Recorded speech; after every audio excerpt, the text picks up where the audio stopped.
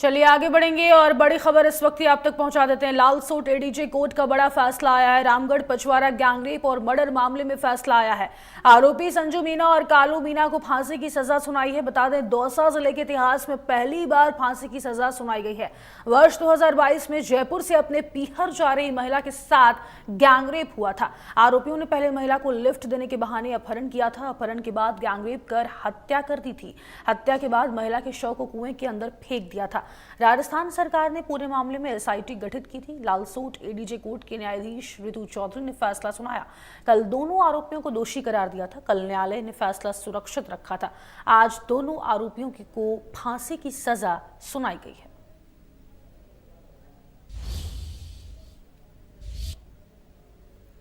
रामगढ़ पचवारा थाना क्षेत्र के गांव में पीहर जा रही महिला का अपहरण करने के बाद उसकी गैंगरेप कर और हत्या कर दी गई थी। उसी मामले में पुलिस के द्वारा 2 आरोपियों को पकड़ा गया था और दोनों आरोपियों को न्यायालय ने लालसोट एडीजे ऋतु चौधरी के द्वारा गुरुवार को दोषी करार दिया गया था और फैसला सुरक्षित रखा गया था। उसी के बाद आज शुक्रवार को लालसोट एडीजे के द्वारा बड़ा और ऐतिहासिक फैसला देते हुए दोनों आरोपियों को मृत्युदंड से दंडित किया गया है।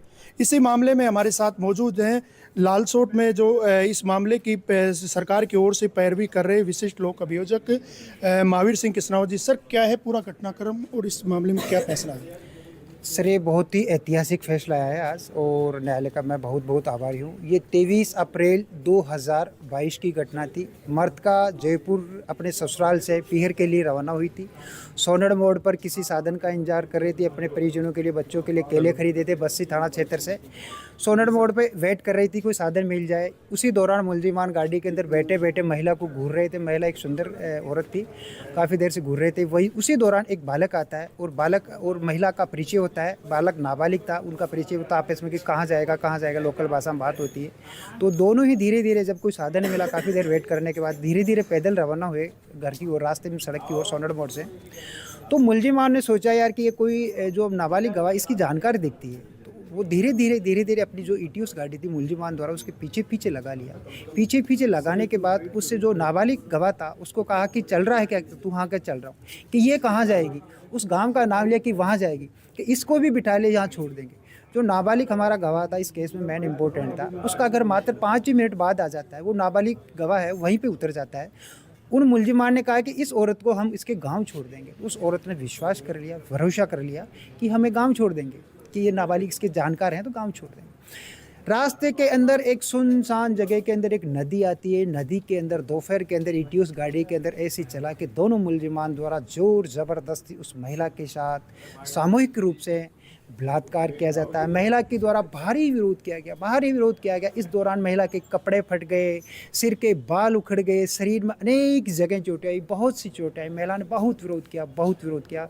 जोर ज़बरदस्ती दोनों मुलजिमान द्वारा सामूहिक रूप से गैंगरेप कर लिया गया। गैंगरेप करने के बाद महिला ने बोला, चीखते हुए, पुकारते हुए, कि ये बात मैं मेरे घर वालों को बताऊंगी। तो मुलजिमान इससे डर गए कि घर वालों को बताएगी तो केस मुकदमा को तो हम जेल चले जाएंगे।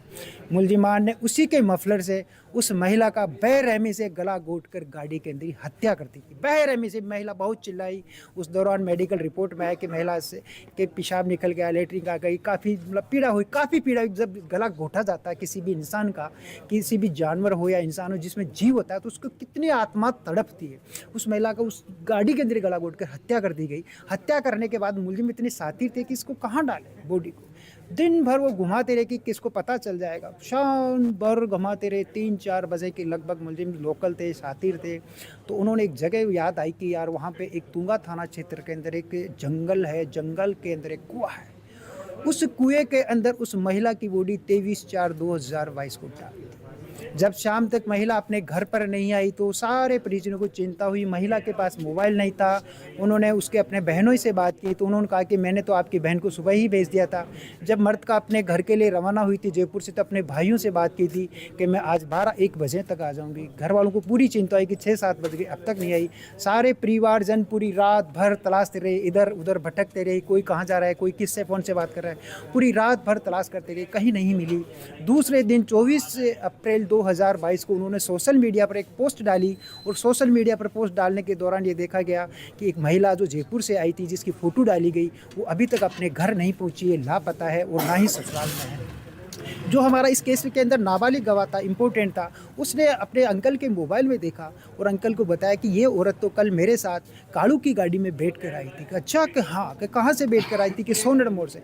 उस नाबालिग गवाह के पिता परिजनों ने मृतका के भाई को फ़ोन करके बताया कि हमारा बच्चा ऐसे बोल रहा है कि कल 22/4/2022 को ये महिला सोनड़ मोड़ से बैठ कर आई है। अच्छा कि हाँ, तो पुलिस के अंदर 24 तारीख को रिपोर्ट दर्ज करवाई, गुमशुदगी दर्ज की और शाम को कड़ाई से पूछताछ की गई 24 तारीख को। तो मुलजिमान को जो सीसीटीवी वहाँ पे गणपति करके मिष्ठान भंडार है सोनड़ मोड़ पर, पुलिस का शक गहरा गया। वहाँ पर भी उस सीसीटीवी फुटेज के अंदर दिख रहा है कि वो औरत और वो बच्चा मुलजिमान की गाड़ी में बैठ रहे हैं। तो पुलिस का शक गहरा गया, पुलिस ने त्वरित कार्रवाई की और पुलिस ने त्वरित कार्रवाई करते हुए मुलजिम कालू को पकड़ा, कालू से कड़ाई से पूछताछ की। तो पुलिस ने कहा कि बॉडी तो बता। पहले तो ना नुकर करता रहा, लेकिन बहाने करता रहा, लेकिन कड़ाई से पूछताछ करने के बाद उसने बताया कि मैंने और संजू दोनों ने उस महिला के साथ जोर ज़बरदस्ती दुष्कर्म किया, उसके सोने के चांदी के आभूषण लूट लिए, 5400 रुपये नगद लूट लिए गए और उसकी हत्या करने के बाद हमने सोचा कि पुलिस को और घर वालों को पता चल जाएगा, इसलिए उस बॉडी को तुंगा थाना क्षेत्र के अंदर एक सुनसान जगह जंगल के अंदर कुआ था उसमें डाल दी। पुलिस ने पूरी रात भर सर्च अभियान चला के 2 हरिजनों को बुलाया, बोरिंग किसी मशीन से उस बॉडी को निकलवाई। 2 दिन बाद बॉडी निकली, बॉडी सड़ गई थी, गल गई थी। 25 तारीख को बॉडी निकली, तुरंत पुलिस ने वहाँ पे जाकर और बॉडी को 2 अस्पताल में पहुँचाया। सरकार चेती, पुलिस प्रशासन पूरा सतर्क हुआ और उसमें एसआईटी गठित की गई तत्कालीन सरकार द्वारा। श्रीमान अजय पाल लांबा साहब आईपीएस के सुपरविजन में, करण शर्मा साहब की अध्यक्षता में एक एसआईटी गठित की गई, जिसमें अन्य मेंबर थे हमारे दिनेश मीणा जी थे, रमेश मीणा जी थे, राम सिंह चौधरी जी, सत्यनारायण यादव जी थे।